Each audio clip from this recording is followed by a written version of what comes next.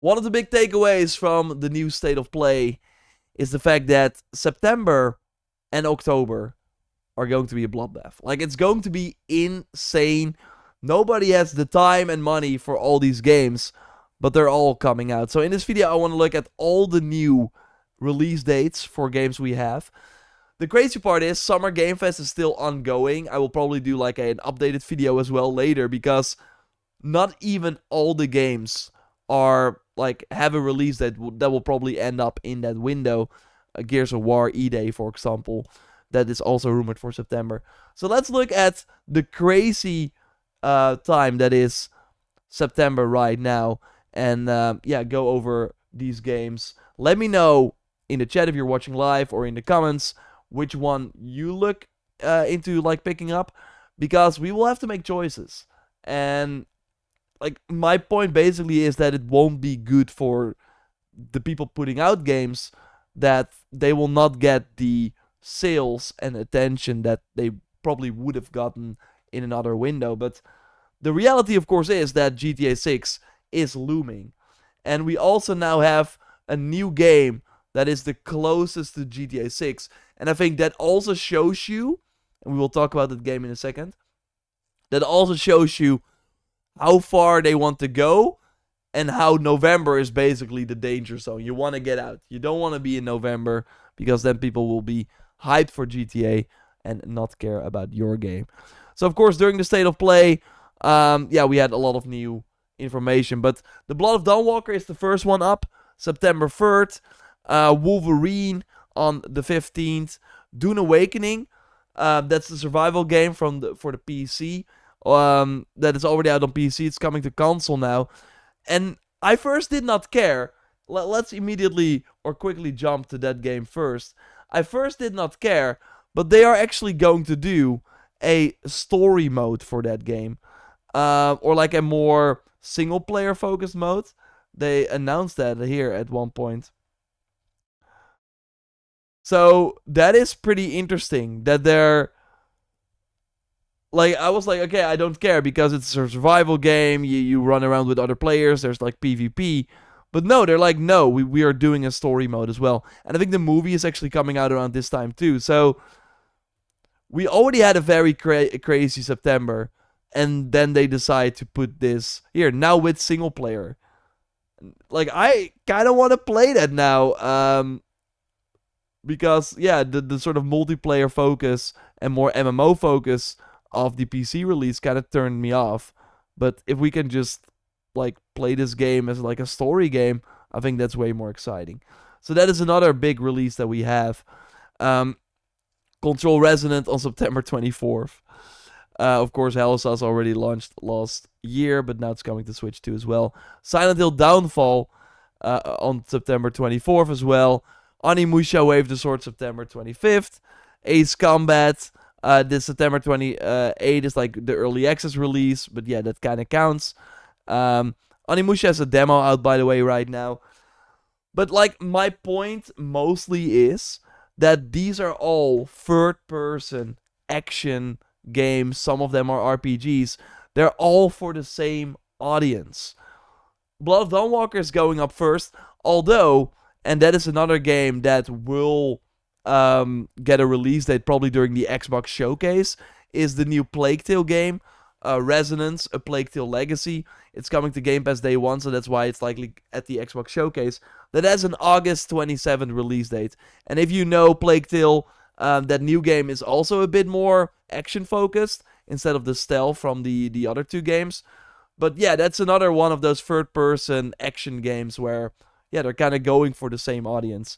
But yeah, Blood of Dawnwalker, like, I want to get lost in this world. I love the premise of this game, where you're this, like, more regular guy during the day, and then during the night you are this vampire with completely different powers. You can transform into a wolf. You can, like, wall glide or whatever we're doing here. Like,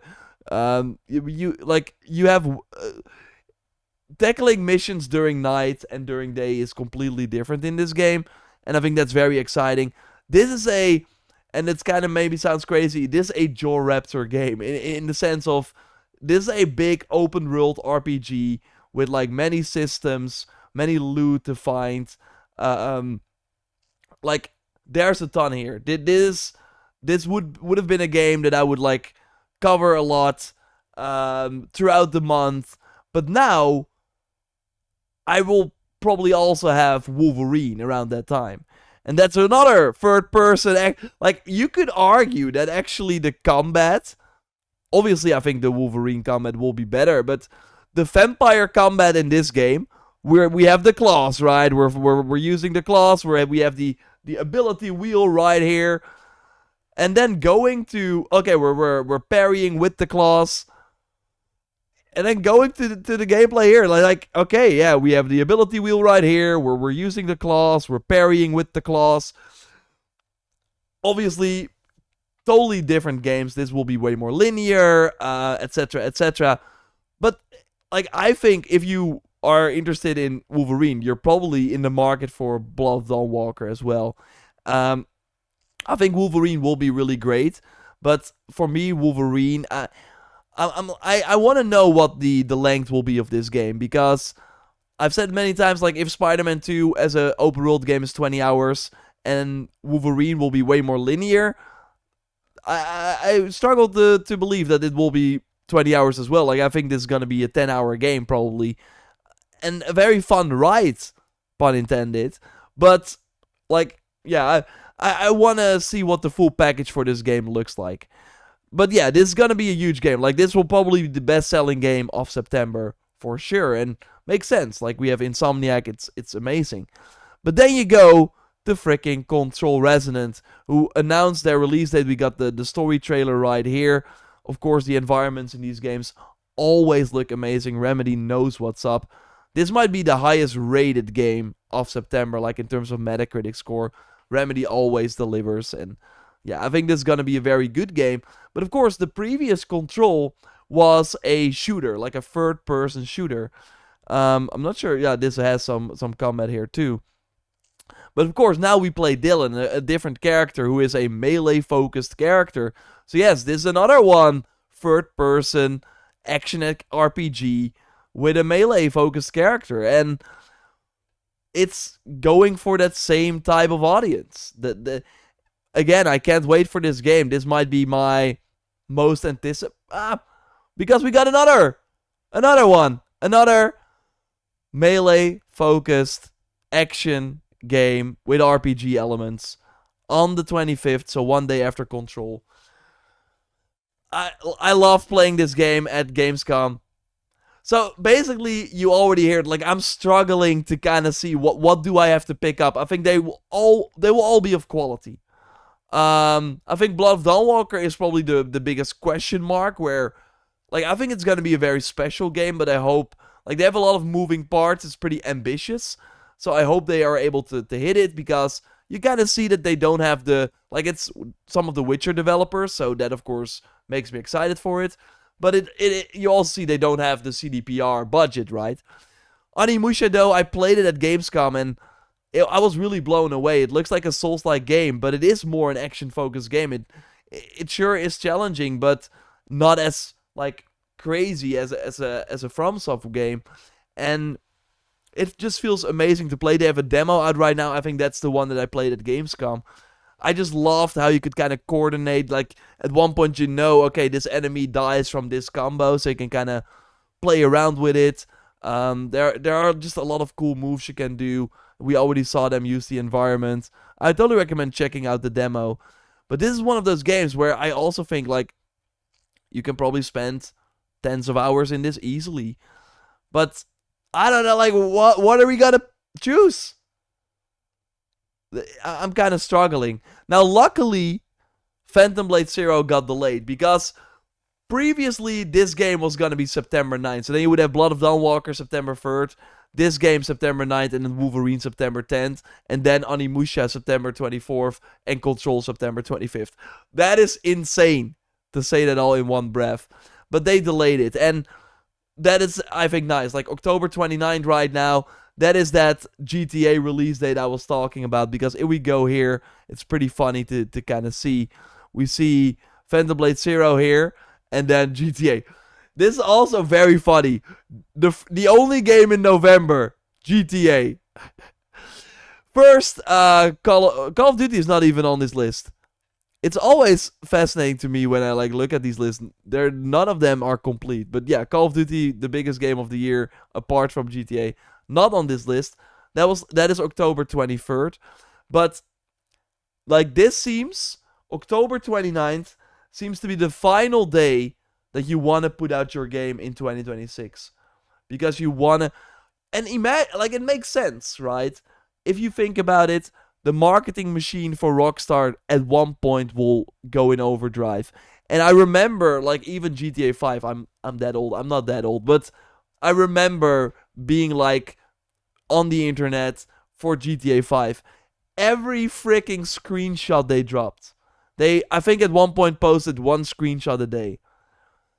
It was craziness. People were like breaking it down. People were like there was no room for something else. And that was in 2013 when there were not as many games out as there are right now. And like around this time, around October 29th, again, the moment November hits and GTA is really still coming out November 19th, it will feel tangible. It will feel real. It will be like, oh my god, we're actually getting GTA 6, which right now still to me feels like a fantasy. I still don't believe the game is real until we finally see gameplay. But yeah, it is coming. The game companies know. So, October 29th, it is that window where you can still hopefully launch your game and be hopeful that people are not saving up money or only focused on GTA 6. But after that, it's over. And that's why all these games are, of course, like piling on top of each other. And like I said, there will be more. Gears of War, Halo, the remake of Halo 1, is still somewhere. Like, that is seemingly a July game, which would be great. Again, Plague Tale is going to be here.